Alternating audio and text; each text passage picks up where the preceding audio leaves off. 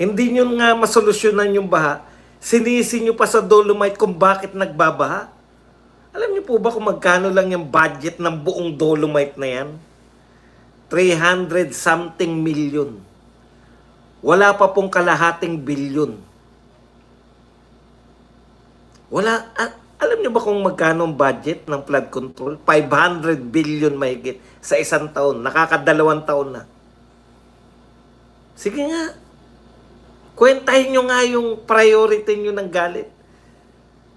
Ayaw nyong punahin yung saan napunta yung mga flood control project.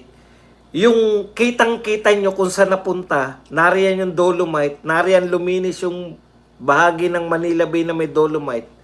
Nakita ninyo kung saan napunta yung proyekto. Yun yung gusto nyong imbestigahan. Paano tong Dolomite